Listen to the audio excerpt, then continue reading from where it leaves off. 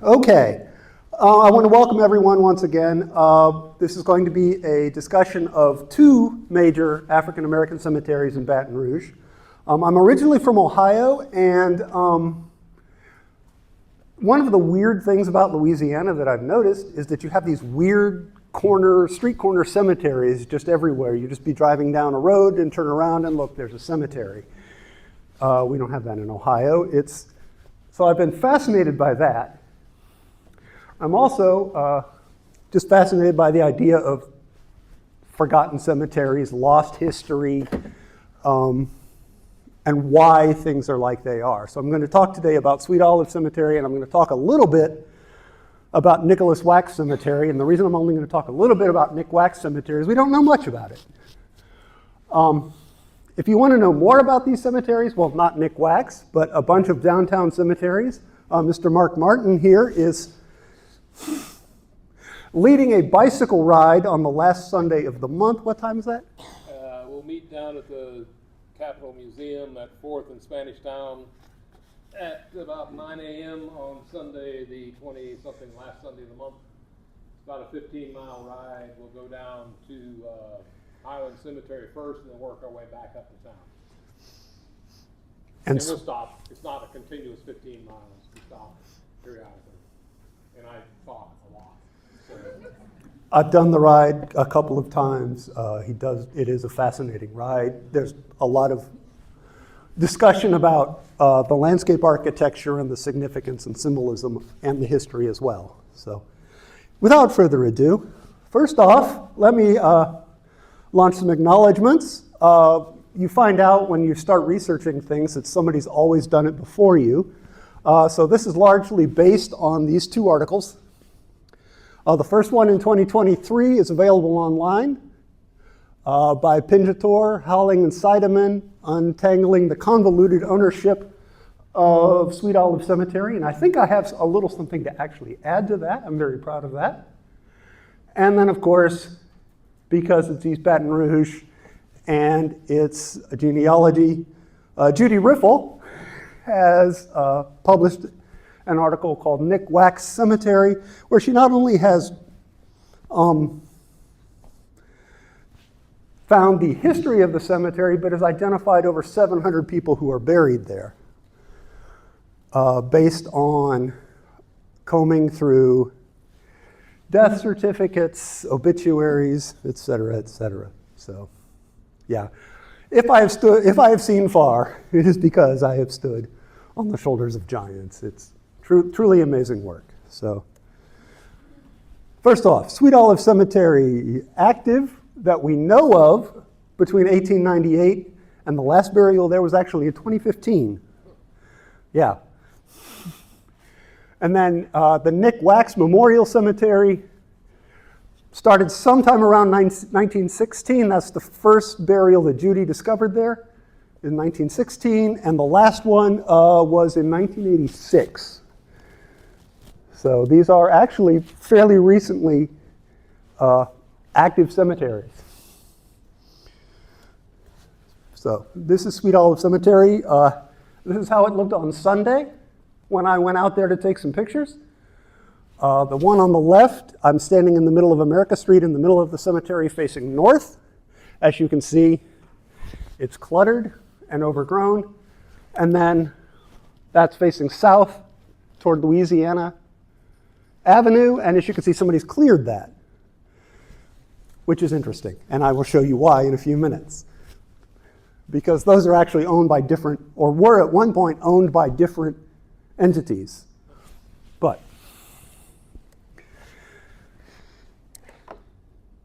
is everyone familiar with the idea of a benevolent society? They were kind of like life insurance for people who couldn't afford life insurance. You paid in usually an annual fee, or you belonged to a group, and that assured that when you died, that your widow would be taken care of, that your funeral expenses would be taken care of, that there may be some money left over for the orphans or any children you left behind. They were not, they were usually, in this case, associated with churches, sometimes with professions. There's the Woodman Society is a famous one. I think some of the fraternal societies may have operated these, but certainly African American churches had a lot of these. And Sweet Olive Cemetery was originally founded and run by 2 of them. But before we get to that, let me just show you some other things that, this is the reason I love Sweet Olive Cemetery.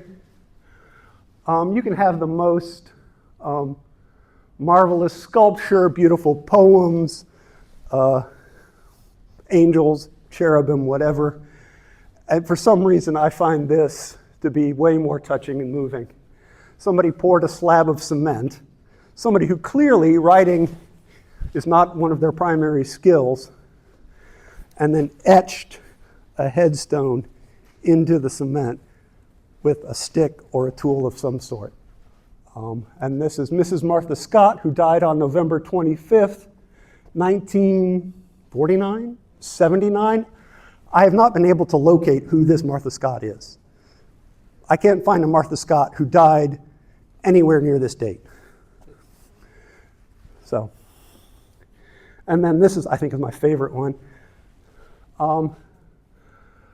It's John Kelly. He died at age 65 on the 9th of September 1919. That word in the upper left-hand corner, I think, might be Pax, which means peace, like R.I.P. It could also be Rev, for reverend. It's hard to say. Really, it is. In different lights, it looks different. But it could be Reverend John Kelly. I think I know who that is. I don't know if he's a reverend, and I can't make out the rest of it. But somebody really was showing off. I just think those things are beautiful. Anyway, let's talk about the history, the boring, nitty-gritty history of Sweet Olive Cemetery. Our story begins on February 4th, 1898, when a man named Edward Robertson and Joseph Foster was the preacher at Mount Pleasant Baptist Church at the time. And Edward Robertson, I've not been able to identify. But they purchased from Samuel Laycock Jr. and Charles Bird 2 squares of land just outside of town, just east of 22nd Street, where Sweet Olive Cemetery is right now. Laycock, by the way, heir to the Goodwood Estate fortune. So there's a tie in there. And Bird would be his cousin, and it's, you know, the Birds, the Bird Cancer Center, those Birds. Old money, big old money. Anyway, they sold 2 city blocks of land minus 2 lots to these gentlemen. And then 5 days later, Mr. Robertson and Mr. Foster gave the land over to, or say they signed up, well, okay, basically signed a form saying that they bought the land on behalf of First African Baptist Society and the Sons and Daughters of Mount Pleasant. So, those are the benevolent societies associated with the churches, not the churches themselves. They forgot to put the names of the churches on the deed. Everything that comes after is based on that. This one little mistake, right here.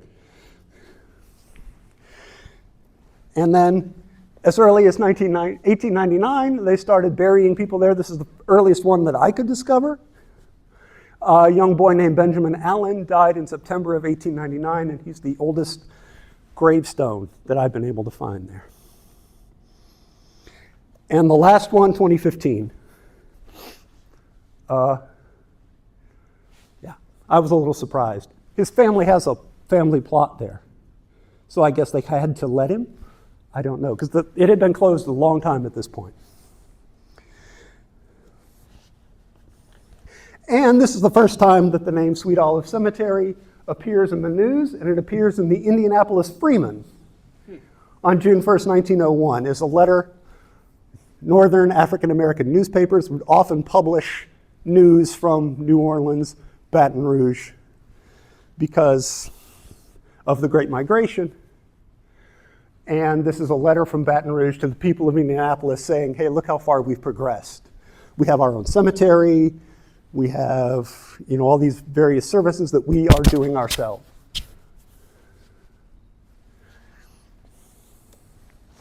But by 1911, they had sold so many plots, and they were selling so many plots, nobody knew who had the right to sell them, who had the right to the money, what was going on, and they began to have internal squabbles. Does anybody here grow up in small Protestant churches and know how serious the infighting can be in a small Protestant church? Does anybody? Yeah.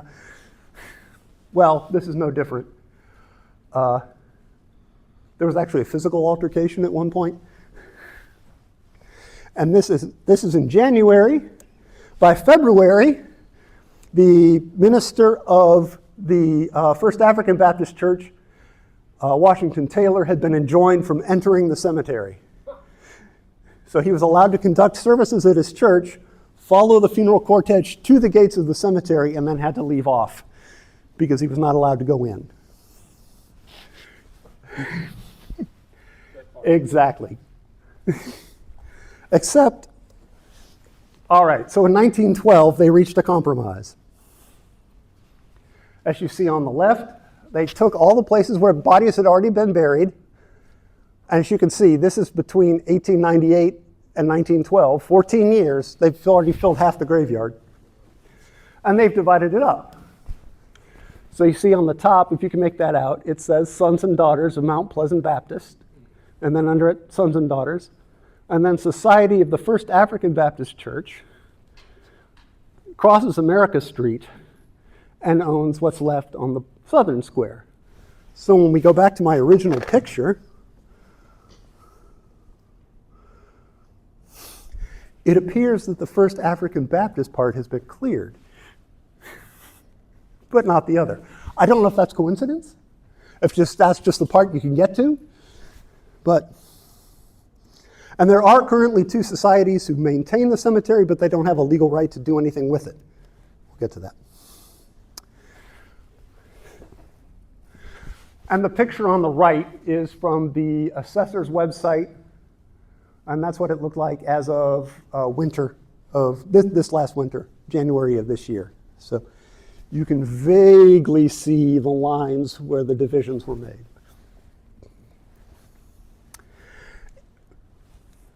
Why do we not know how many bodies are buried in the site? Well, let me see, did I? Oh. They'd had serious problems with it before that. In 1929, the graveyard was shut down because they were apparently burying bodies on top of each other. Like, they were opening up already used graves, putting another body in the grave, sealing it up. Also, the city of Baton Rouge had decided that it would be the pauper cemetery for African American people. So they would, if an African American died indigent, the city would pay for the burial, but the city would not pay for the burial plot. Exactly. So they would pay the funeral home to handle the body, but they wouldn't pay for the plot of land to put the body in, but they insisted it had to be buried in the cemetery. Which means that they were probably throwing them on top of each other at this point. Yeah, I didn't put the article in there from the newspaper because I can't read it without getting angry. It's a black people problem. Let them handle it. It was 1910. In 1946, Gilbert Funeral Home, I don't know if they were behind it or not, but in 1946, the land was re-leveled. The mounds were covered up, the land was leveled, and then those crypts you see were installed. All the ones that are visible now are after 1946? I think some of those were put in before. I don't know what happened, but yeah. They leveled off the burial mounds. So the rumor is that they started burying people there in 1850. Yeah. That's the rumor. there's no way to prove it. Yes? I'm sorry, I'm ignorant. Where is this? Okay, you know where the corner of North Boulevard and 22nd Street? You know where the bus station is downtown? Oh, 22nd in Florida. Okay, thank you. Yeah, you know where the bus station, it's behind the bus station. Okay. Right downtown, right across 22nd. 22nd Street used to be the edge of town. That was the eastern border of town. So they set the African American graveyard right out of town. I'm really doing my best. I'm sorry. I'm not used to this. Where was I? Oh, yes. So if you didn't have the money to pay for your body, I don't know what they did with it. They probably just covered it up. So nobody knows when they started burying people there, how many people are buried there, who's buried there, where they're buried. A lot of them. I mean, they've identified 1,000 some graves, but There's no records anywhere. no. Well, once they started doing death certificates in 1918, yes. But before that. But here's the thing, I think it was leveled. This is from 1908. And that bloop on the right is the site, is the contour line showing the elevation in 1908, and that's also level. And if you look at the site, everything slopes. So at some point they leveled it off before they made it a cemetery. So I don't know when, because if you go, you'll notice, as it was in these pictures,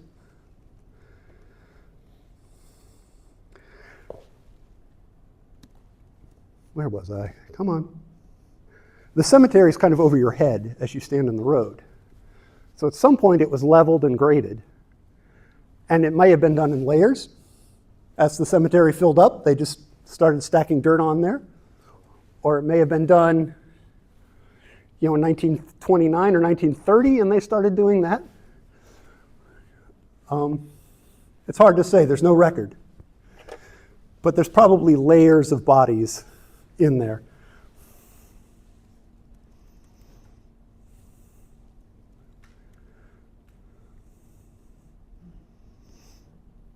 So, now I'm going to return to the research that has been done,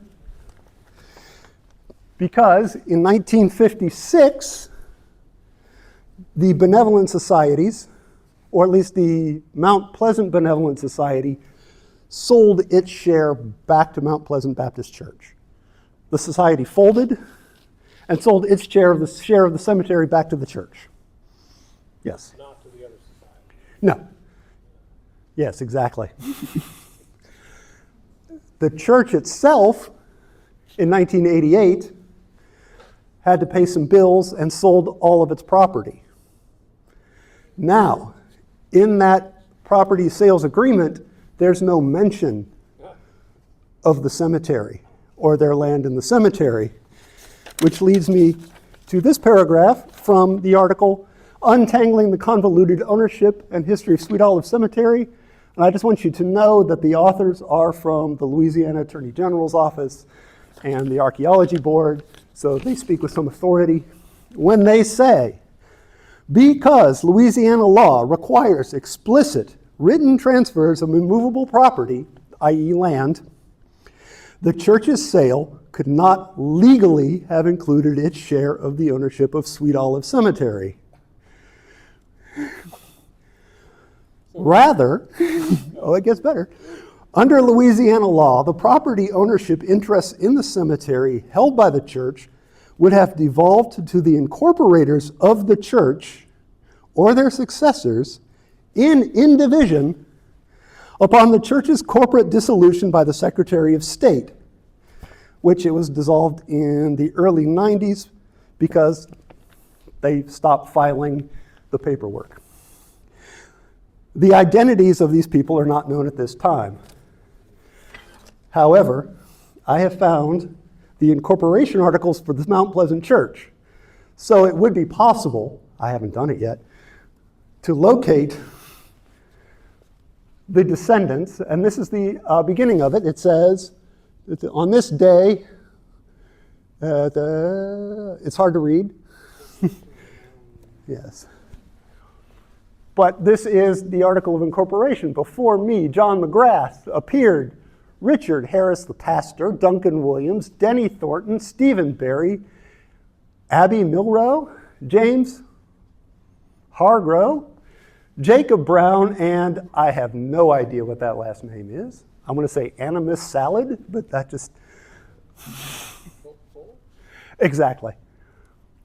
And they incorporate the church as the Mount Pleasant Baptist Church. So all we need to do is find all of these people's living descendants, and we'll know who owns Mount Pleasant Cemetery. If anybody wants to take that up, you're welcome to. I can show you how. I'm not going to do it. Or I might do it a little bit. So yes, we can theoretically know who owns Mount Olive Cemetery. The point being that the city can't do anything with the cemetery because the city does not own the cemetery. The people who are currently fixing up the cemetery cannot legally do anything with the cemetery because they don't own the cemetery. Including fixing it up. Yeah, legally. Yeah, so it's messy, and like I said, convoluted. And that's why it looks the way it does, because nobody knows who's supposed to take care of it, who owns it, who's there, the families that are there, anything. It's bonkers. How am I doing on time? All right. Our next cemetery, we know even less about. Yeah. There are people in the ground, and that's what we know. And all of this we owe to Judy Riffle. All of East Baton Rouge Parish genealogy, we pretty much owe to Judy Riffle. We're going to talk about that little blue triangle up there. That is Scenic Highway, Highway 61. You can see you can make out the airport kind of in the middle there. Yeah. That, let's zoom in a little closer. Okay. You can see the old footprint of the Maryland tank farm in that picture. And then zooming in a little closer, this is very cinematic. That is the Nick Wax Memorial Cemetery as it appeared in the aerial photographs of the assessor's office earlier this year, yes. As you're driving down 61 South and you get to Thomas Road, look to your right, that's a cemetery. Now, the reason it's hard to do research on Nick Wax Cemetery is because when it shows up in the paper, Nick Wax, or, well, according to the sign, and it's named after a man named Nicholas Wax, who owned that property at some point, back 100 and some years ago. Or, in the case of the last burial there, the Nick's Wax Cemetery, 1986, June 9, 1986, last burial. Judy Riffle, who has made a list of 700 people who are buried there, missed that one, probably because of the spelling. 700 people on that plot? 700, yes. She has identified a list. It must be stacked up. Page after page. Yes. Incredible work. I don't know where she finds the time. Apparently she eats and sleeps and breathes like the rest of us, but I couldn't prove it. Yeah, the reason it's called the Nick Wax Cemetery, this is the 1895 parish map of East Baton Rouge Parish. There's Nick Wax's 235 acres of land that later becomes the Maryland Tank Farm. But he sells it, well, it gets sold after he died in 1896. It went through a series of owners until it was sold to a benevolent society called the Free Will Starlight Benevolent Society, represented on the document by a man named Andrew Penrose. No charter has been found for the society. So Who owns it? Does the society exist? Did the society ever legally exist? Is it Andrew Penrose? Who knows? And that property, as the Nick Wax Cemetery, has never been resold. It shows up on surveys. It shows up on the official, well, it shows up on the official legal surveys of Baton Rouge Parish as Nick Wax. And this is why doing this is because I want to make people aware of the conditions of these cemeteries. This is a picture taken by Judy Riffle in January of 2020. She's standing in the cemetery looking sort of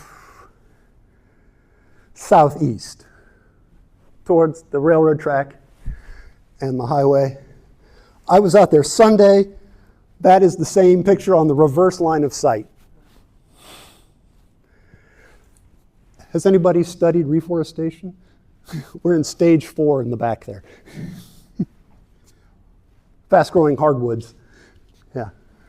So, Those are actually all graves. yes, those are graves in the site. I forgot to wear my boots, so I was very, very careful where I put my feet. Yeah. So that's really all I have to say. I know it's unsatisfying, but the point I'm trying to make is our